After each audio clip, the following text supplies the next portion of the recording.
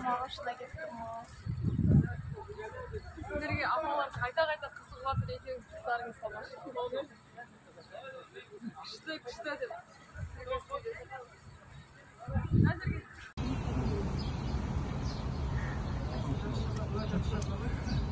Негіз бар ғой, панорамамен сөзсің.